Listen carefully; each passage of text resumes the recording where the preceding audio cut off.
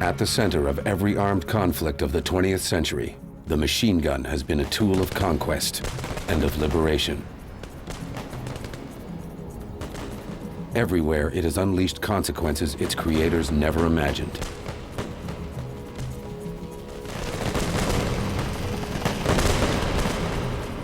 This is the story of one of the world's deadliest inventions. The story of technological innovation, of industrial revolution, and political power.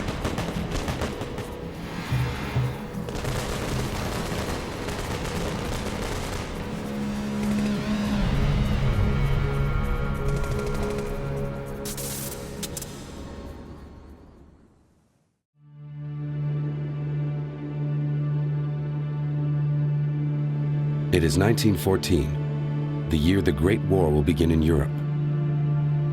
In Ludlow, Colorado, 11,000 miners are on strike at John D. Rockefeller's coal mine. When Rockefeller evicts the strikers and their families from the company town, they move into the hills and erect a tent city. The Colorado National Guard arrives. The miners cheer, thinking that the guardsmen have come to rescue them.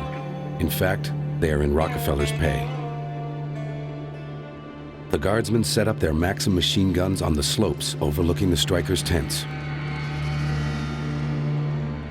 The fiery union organizer from Toronto, Mother Jones, tries to head off the conflict, but she is arrested and thrown in jail. On the evening of April 20th, 1914, while many of the families are asleep, the National Guard opened fire on the tent city.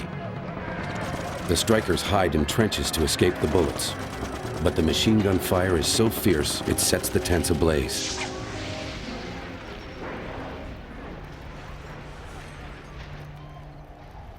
When the smoke clears, 36 are dead, including 12 children. The strike is won by Rockefeller, who hires a new labor relations advisor to deal with the aftermath, future Canadian Prime Minister William Lyon Mackenzie King. Ludlow was the first deadly use of the machine gun in American peacetime.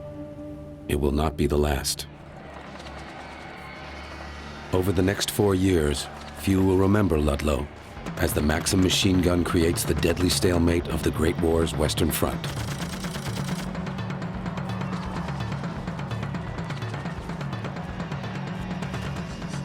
But when the war is over, the machine gun comes home again, to the streets of the United States.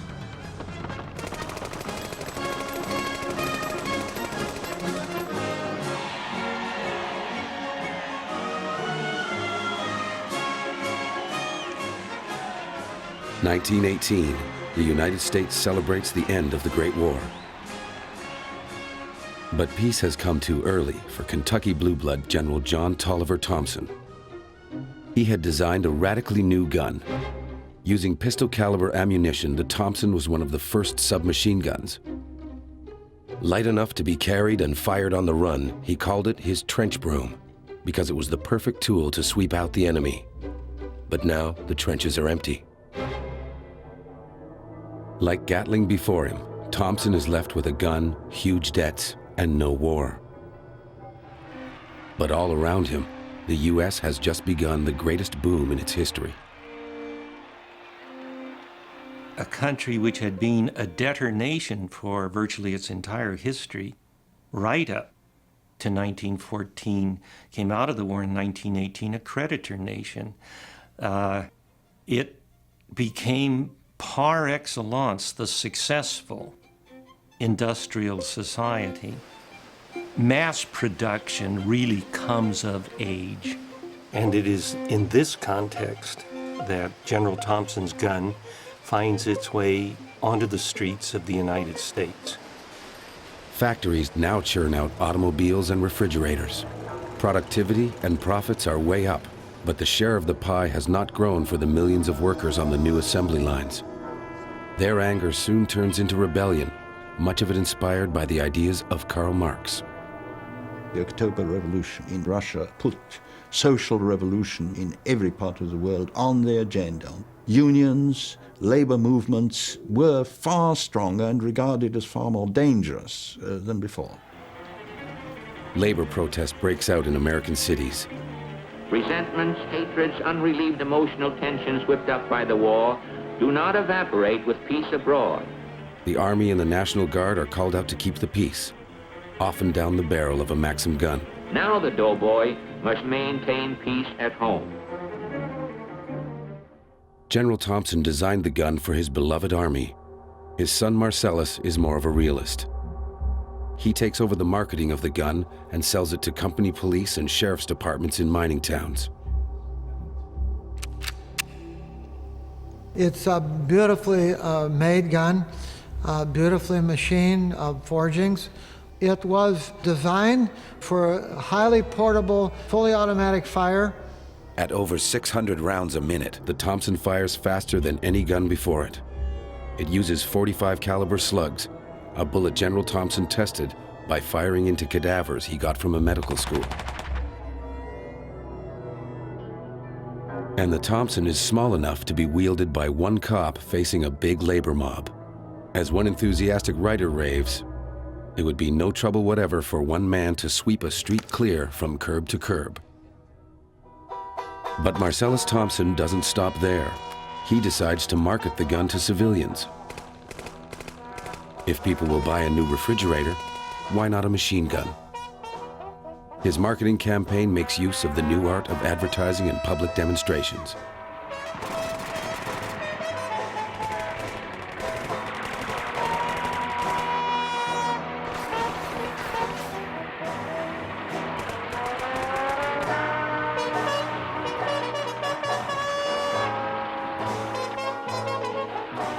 Thompson's new submachine gun falls through the cracks of American gun laws and can soon be bought at the local hardware store, no questions asked. For the first time, the machine gun is a consumer item. On the gun's brochure is printed the warning, "Thompson guns are for use exclusively by those on the side of law and order." But the disclaimer does little to stop the Thompsons' new clients. They will give the gun its nickname, the Tommy.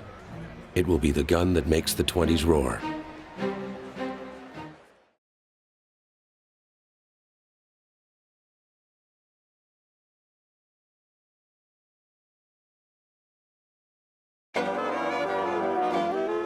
In 1842, Abraham Lincoln had called liquor a national curse, used by everybody, repudiated by nobody. By 1920, each American is consuming on average 7 gallons of pure alcohol per year. But new production techniques demand a sober workforce. What found full scope for the first time was Taylorism, the notion of efficiency. Frederick Taylor is America's efficiency expert. Each movement by each worker is timed and measured, and men and women are now expected to work with the precision of machines. A single drunk worker can hold up an entire assembly line. American workers would take a pint of whiskey to work with them, and it's gone by noon, and they're falling into machines. It was dangerous to them. It cut down efficiency. It was a real problem. In 1920, the United States makes alcohol an illegal drug.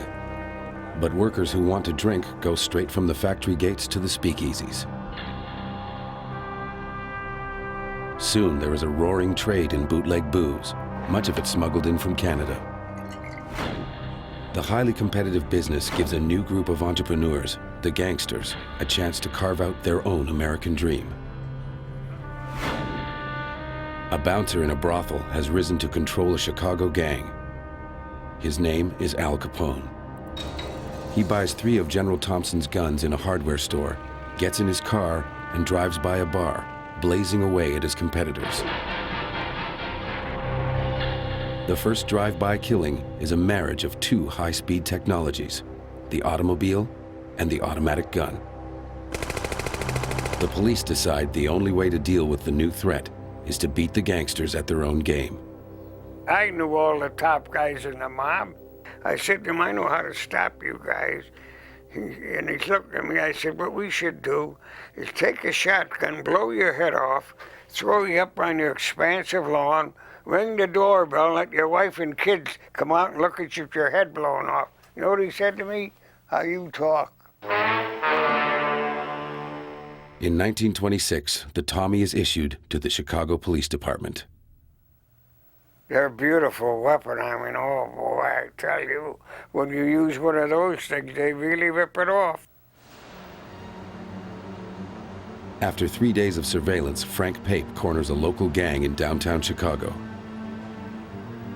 And I'm thinking to myself, if these guys come and these kids are coming out of school, what are we gonna do if they start shooting? What do we can't fire back. 3 of my guys try to get him and they start to run. One of them pulls a gun and I let go with the Tommy gun. I'm up on a porch. The poop, poop, poop, poop, poop. I mean, you just hold it there and I didn't know how many times I hit him.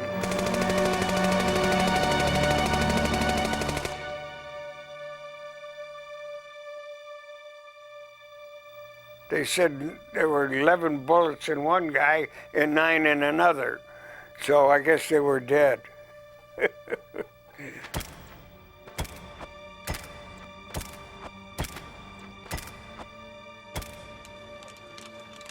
Tommy guns could be used by criminals and had to be used, therefore, by police. Is kind of a back and forth arms race. The Tommy gun really brought home this technology which we had come to associate with the Western Front, but now found on the streets of Chicago and every other American city. General Thompson is dismayed. The Tommy has become known as the gangster's gun. But the small war on the streets of America keeps the company afloat. Then, in October 1929, the stock market crashes, triggering a general economic crisis. Mass production has swamped the market with products workers cannot afford to buy. The whole capitalist world plunges into depression. Millions lose their savings. Millions more are thrown out of work. Now a new breed of outlaw takes the place of the racketeer. They are often desperate country kids from the Midwest. The road bandits use cars and machine guns in spectacular payroll and bank heists. Where before the guns Marcellus Thompson had sold went to outlaw capitalists, now they go to outlaw working men. John Dillinger, Al Bates, Babyface Nelson, Ma Barker and her son Fred, Machine Gun Kelly. Some are modern-day Robin Hoods, like Pretty Boy Floyd, who robs banks, burns their loan records, and gives money to the poor. Thousands flock to the bandits' funerals. The criminals have become heroes. They even slugged a photographer who was not properly respectful. You get this rage that people had against government, against this system, and they want to revolt against it. And the machine gun fits that well because it gives the little man the power. It gives the lone little guy the sense that he has more power, that he can take on, the great oppressive, jackbooted forces, Hollywood is quick to take advantage, selling millions of cinema tickets a year to people desperate to escape the daily grind. Nice little plaything. Using banking a lot, huh? The characters on the screen are often men who use the machine gun to stand up against an impersonal corporate world.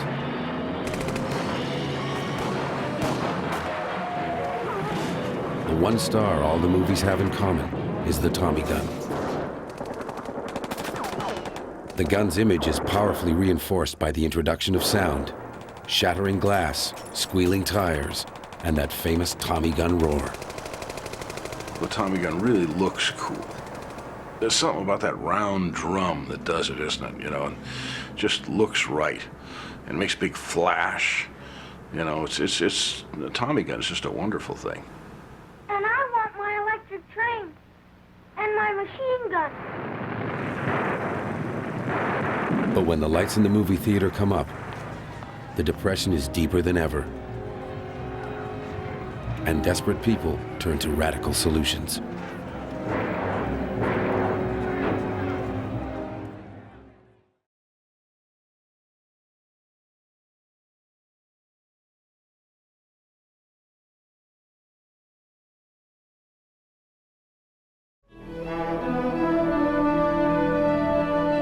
Just outside of Detroit, in the city of Dearborn, is Henry Ford's Motor Company, the largest industrial complex in the world. It was an underscored fact that he ruled the city council, the police department, the fire department. In fact, he supplied them with whatever they wanted. And that way, he had complete control of it.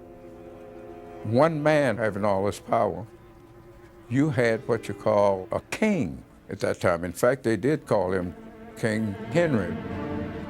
On March 7th, 1932, with the Depression in its third year, 5,000 of Detroit's citizens gather to march on Ford's plant. 1/3 of Detroit's unemployed are workers laid off from Ford's company. It was a city of desperation. It was a city of anger. It was a city of neglect. You never seen a woman having a baby in November and the snow coming down on her while she having the baby because they had been evicted.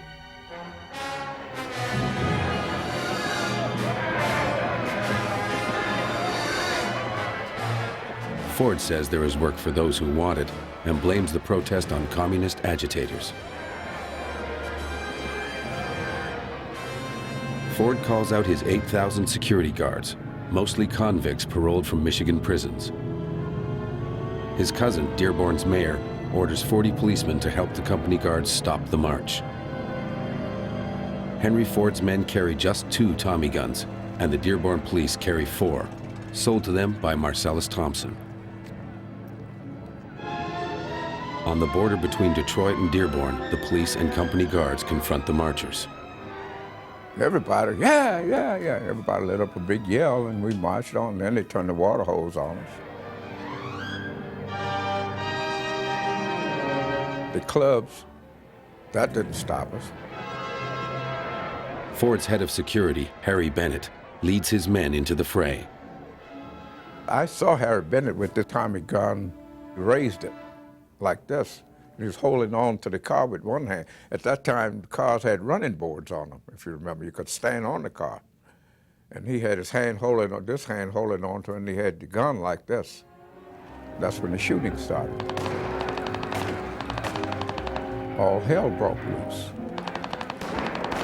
Running, people screaming, people hollering, they see people falling. And I ran across the railroad track and I crawled under a boxcar. There are 50 casualties, 27 of them from machine gun fire. I saw Joe Bassell and I saw Coleman Lenny when they fell.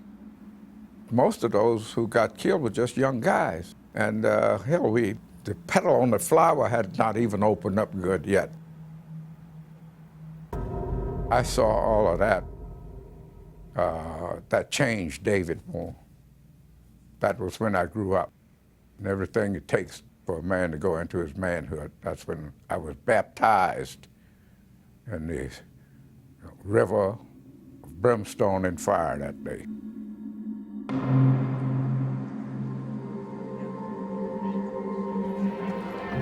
Throughout the 30s, Tommy guns are used by strikebreakers, policemen, and soldiers to deal with angry protests.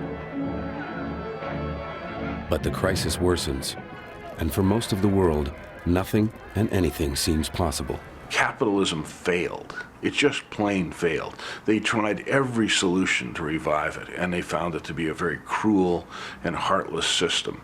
And the person that saved it was Adolf Hitler. Hitler's militarization of Germany brings that nation out of its crisis. It takes the prospect of another war with Germany to do the same for the rest of the industrialized world. General Thompson and his son Marcellus both die in 1939, 4 months before the British send in an order for as many Tommy guns as possible. If we can stand up to him, all Europe may be freed, and the life of the world may move forward. But if we fail,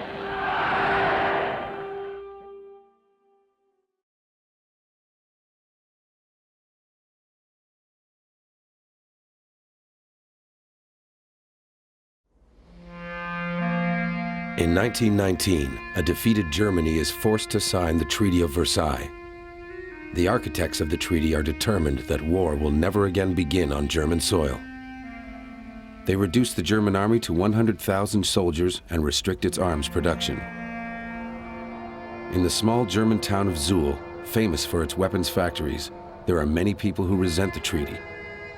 One is the great gun designer, Hugo Schmeisser. He had designed the world's first effective submachine gun, the MP-18. The weapon is so feared that it is specifically banned by the treaty. Now Hugo Schmeisser cannot make machine guns anymore. The victorious Allies will allow only one company in all of Germany to make machine guns, and they approach the Simpsons, a Jewish family who live down the road from Hugo Schmeisser in Zuhl. The Simpsons are known for making fine sports rifles and bicycles, and are respected by the town and factory workers, like Alfred Albrecht. The Simpson family was respected. Obviously, everybody spoke of them as the Jews, but that wasn't meant in a negative way. They did help a lot of people. As the Versailles Committee and Arthur Simpson negotiate, his mother Jeanette begs him to turn the contract down. Having lived through the war, she wants nothing to do with machine guns. But Arthur insists. It would be prestigious to be the only company in Germany making machine guns. In 1927, a member of the new National Socialist Party visits Zuhl. His name is Fritz Sauckel. War also ein ganz schlimmer Judenhasser. He was really a serious Jew hater. He would say things like, "The Jews are Germany's downfall." Deutschlands. Hatte ein außerordentliches Geltungsbedürfnis. He had an extraordinary need to promote himself, and he did his best to make the Simpsons disappear from sight. Sauckel brings fraud charges against the Simpsons in a local court, but the case is dismissed. In the 20s, Sauckel and the Nazis still have to accept the court's decision. The Depression changes everything.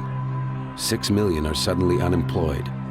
Tens of thousands flood the ranks of the Nazis. German industrialists, who fear a homegrown revolution, back the Nazi leader Adolf Hitler, believing he will restore order to an economy that will be in their favor. "We have hired him," says one. Hitler begins to stimulate the German economy out of its depression by spending on weapons.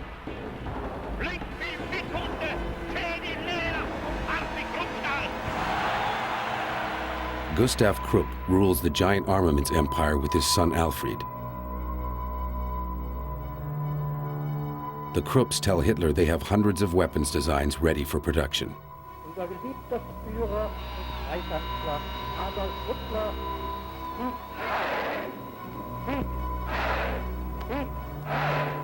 Once they were in business, not only did big business benefit from him enormously and backed him, and what is more than anything else, big business discovered that what the Nazis preached, at least as far as they was concerned, namely the Führer principle, the leadership principle, is exactly the way business is run. Namely, the boss gives the orders and everybody else follows. They felt very comfortable with this kind of government.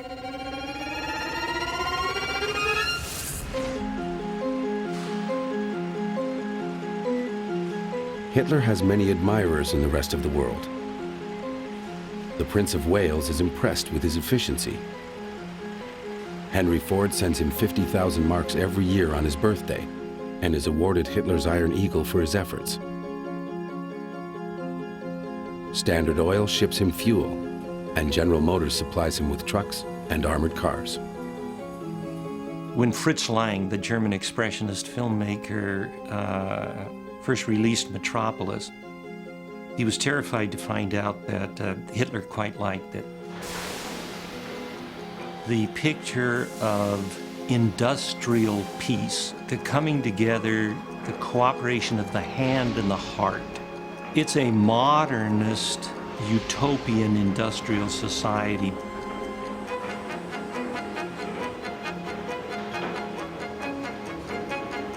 industrial efficiency, which bled easily over into the idea of social efficiency. Individual people, races, nations, factories, entire industrial systems should be made rational, all pulling in the same direction, all productive in a common cause.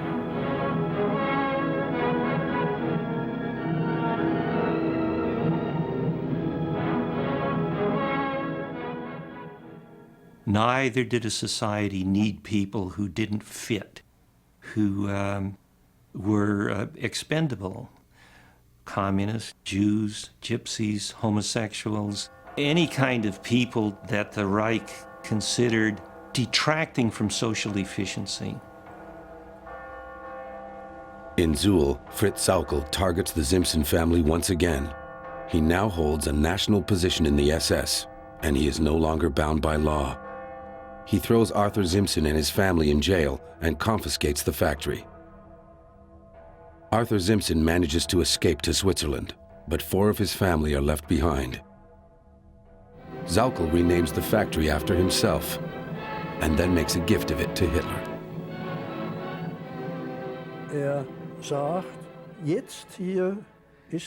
He told us that from now on, you, the workers, are owners of this company. And now we will build it up. And when Hitler rearmed, the unemployed came off the street. At the end, the factory had 5,000 employees. What then happened under Fritz Sauckel was the conditions for the workers improved.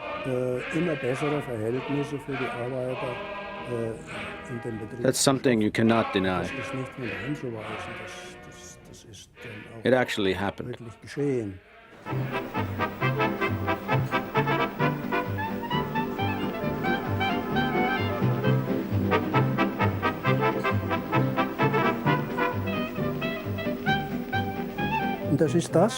That is the answer to the question we heard from America all the time.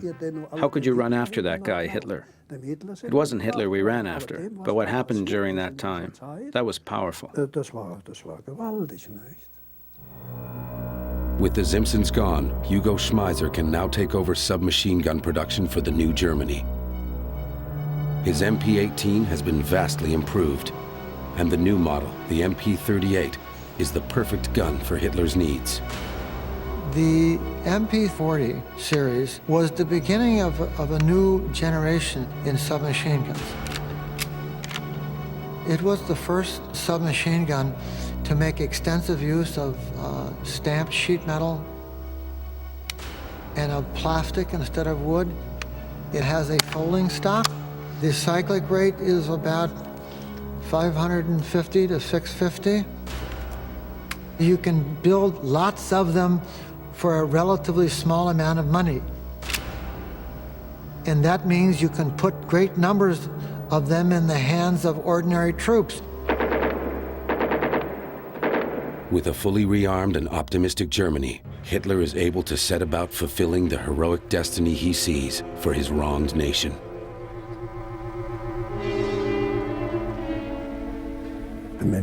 For the people, it had been good. Nobody was complaining. Then came the shitty war. Hitler started to go mad. He wanted to conquer the whole world.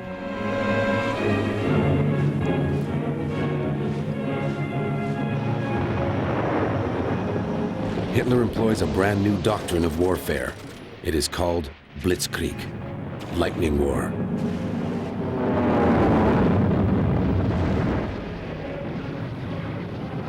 The core of Blitzkrieg is the Panzer Division, a spearhead of tanks equipped with both artillery and machine guns that attack at top speed on a narrow, sharp front. They are followed by fast-moving infantry, all carrying the machine gun that bears Schmeisser's name.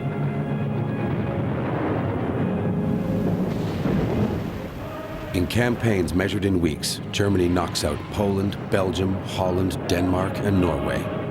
This war is about mobility as much as the Great War was about stalemate. And with the conquest of France, the verdict of that war is reversed. To win Europe with the new tactics cost Germany just 60,000 men. Moishe Kantorowicz lives in a Jewish village in what used to be Poland. The first German troops drove in on motorcycles into my hometown. I must say I was very impressed. I have seen Polish soldiers, I have seen Russian soldiers, but they seem to be, they carried the weapons as if they were born with it. They seemed so invincible, really. When they were going through our town, like when they first marched in, they always, the first row, carried Schmeissers. They were tall, like they will literally conquer the world. The uniforms were beautiful, they looked superhuman.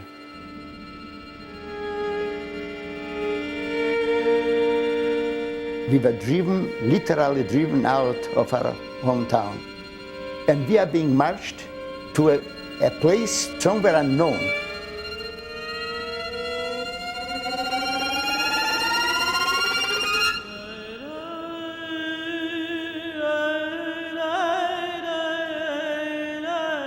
Welcome to Auschwitz. Moishe Kantorowicz knows how to work a lathe. The Nazis will put him to work making machine guns.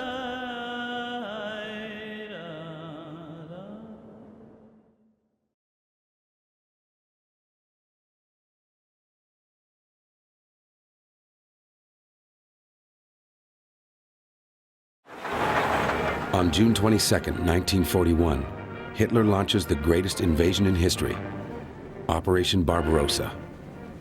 He tells the German people that the war against Stalin will decide their destiny. He also says that it cannot be conducted in a gentlemanly fashion. It is a struggle of ideology and racial difference, and must be waged with unprecedented and unmerciful harshness. As the German war machine drives deep into the Soviet Union, the machine gun turns out to be perfectly suited for a new purpose: the quick and efficient massacre of unarmed people. When we left, 10 men were ordered to carry shovels. And we couldn't understand what were the shovels for. They began to pick 25 men. And a hole was dug. 5 men were ordered to get inside, lie shoulder to shoulder, face down. They were shot in the back of their heads. The other 5 were ordered to get on top of those 5, but with the head in the other direction.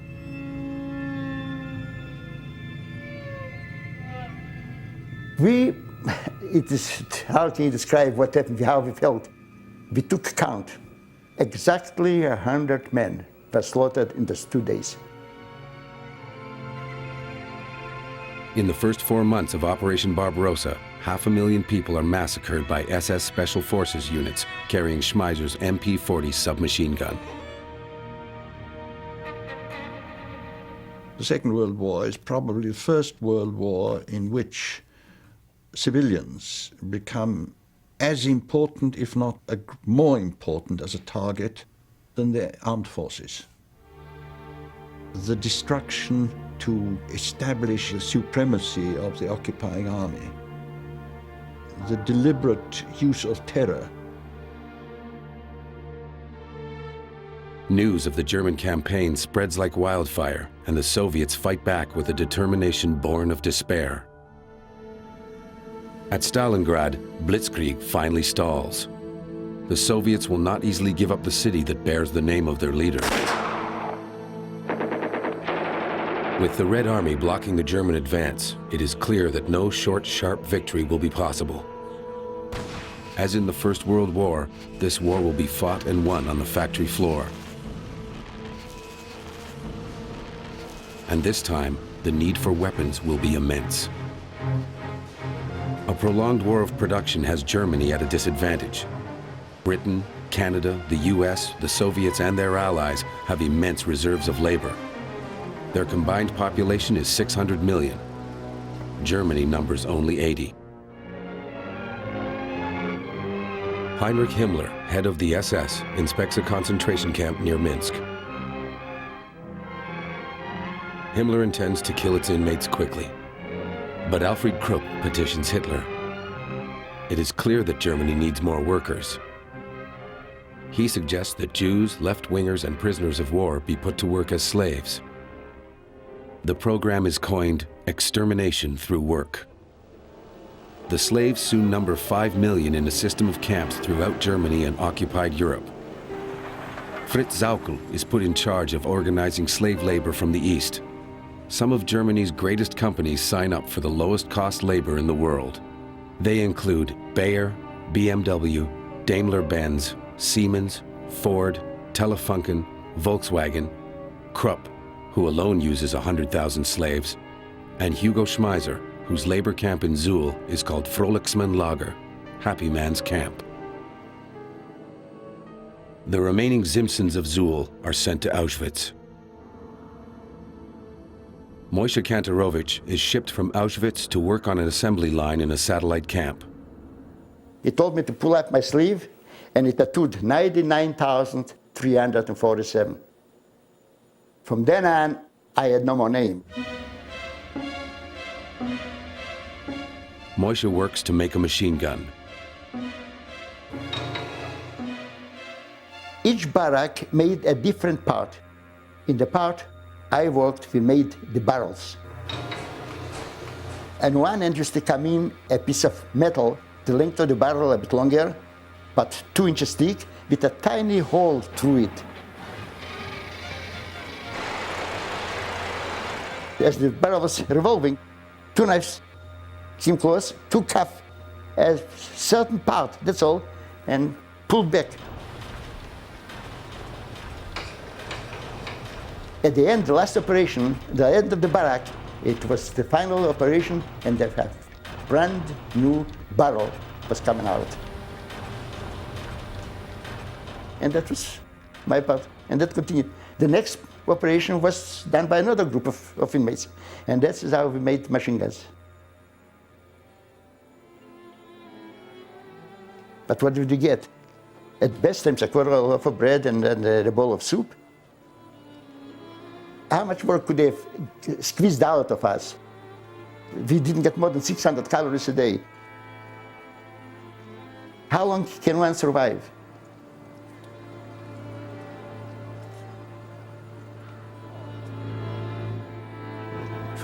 Where can you get cheaper labor than this? A simple mathematics, economy.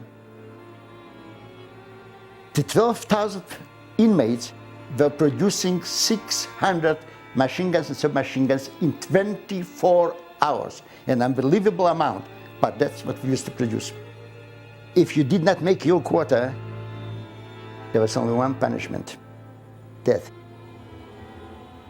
They used to execute, literally hang from the ceiling.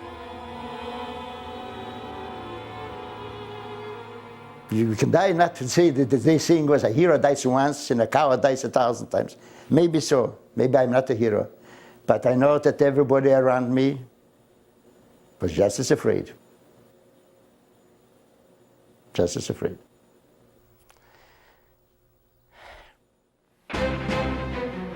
One of the guns Moishe works on is the MG-42, a multi-purpose machine gun. It is welded from stamped metal with loose-fitting parts. It is cheap and easy to make.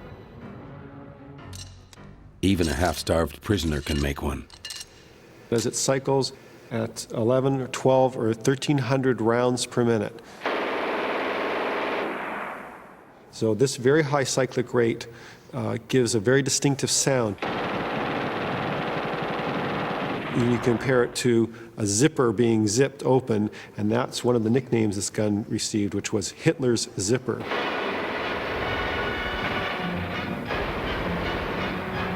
A weapon that the Allies soldiers, the individual soldiers, feared. The assistant gunner was trained to hold it over his shoulder and have the muzzle, so the muzzle would be just a few inches from his face, and hold it.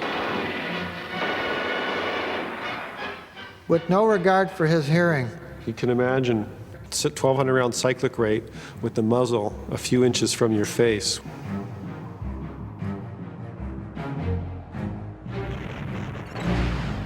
The gun being made by Jews and prisoners of war echoes in the outskirts of Leningrad, Moscow, and Stalingrad. It is here that the war will be decided.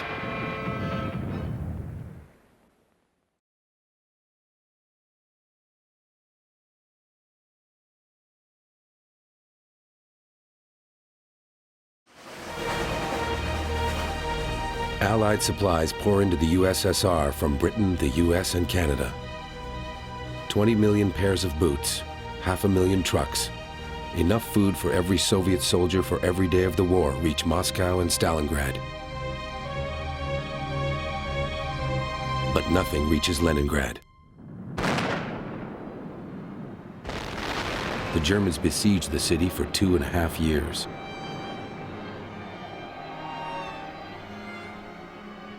Three million people are without food or fuel. People eat dogs and rats, lipstick, tree bark, and glue. Everything is burned to stave off the long winter. 800,000 people starve or freeze to death. But the theaters and libraries stay open. And as composer Dmitri Shostakovich writes the Leningrad Symphony, a young engineer whose only previous experiences designing earth-moving equipment designs a new submachine gun.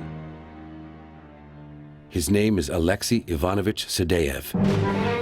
The Sadeev machine gun is almost a carbon copy of Schmeisser's MP40, but it is made from the meager resources left in the city. The gun is crude, but effective. In 3 months, 70,000 Sadeevs are welded together and rushed to the outskirts of the city. By 1943, cold, exhaustion, ammunition shortages, and Sadeev's gun break the Germans' grip on Leningrad. House by house, they are driven back, and the Red Army begins its slow, bloody push to Berlin. Groups of partisans come to its aid. They use stolen Schmeisser MP40s, but prefer the Russian-made Sadeevs and Spagans, which are simpler to use and maintain. Their guerrilla tactics plague the retreating German army. On June 6, 1944, the Allies opened a second front and land on the shores of Fortress Europe with the full might of the greatest industrial machine of all time. The Americans, British, and Canadians now produce 4 times as many arms as Germany. The Japanese and Germans and Italians simply could not shoot down enough airplanes, sink enough ships to win that war. And the longer it went on, the more inevitable it became that they would lose and we would win.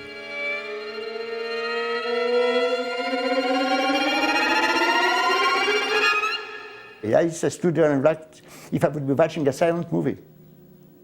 I was thinking to myself, you're liberated now. You hoped for years to survive the war. And I did hope to survive the war, of course, was the greatest dream. And you are. Rejoice, but what was that to rejoice about? 50 million people have died in the war, including 4 members of the Jewish arms manufacturing family from Zuhl, the Simpsons.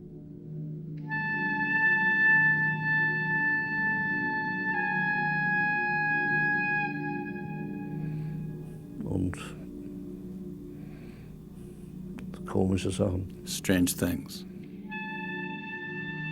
Buchenwald, Belsen, Ohrdorf, Dachau, Mauthausen, Nordhausen, and so on all over Germany.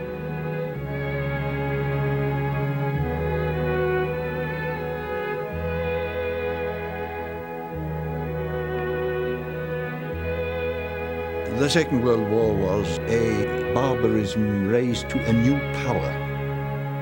It was inevitably far more brutal. It was the abandonment of the last relics of the old 19th century limitations. Du schaust mir viel zu tief in die Augen.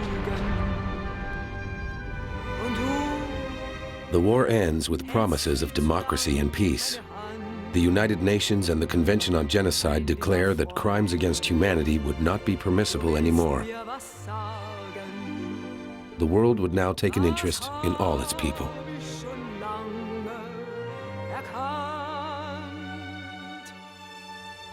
At the Nuremberg War Crimes Tribunal, Fritz Sauckel and Alfred Krupp are tried for using slave labor.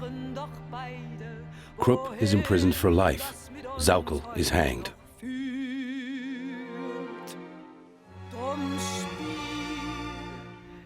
Five years later, Krupp is released. By late 1960, he is head of the Krupp Empire once again and is worth more than $1 billion.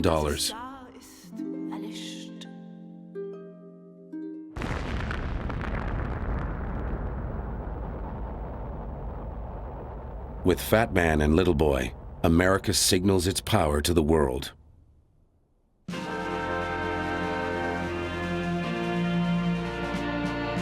The United States came out of World War I a creditor nation.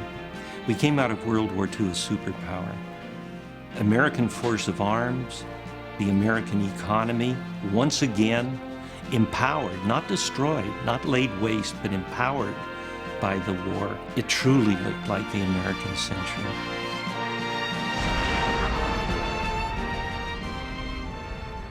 When news of the bomb reaches a young Russian engineer, he throws down the designs for his new gun. I thought I've worked like hell, and then suddenly find out it has all been in vain. Then I thought it could mean there would be no need for such arms. And maybe that's for the better. The gun designer's name is Mikhail Timofeyevich Kalashnikov. His gun will be known as the AK-47.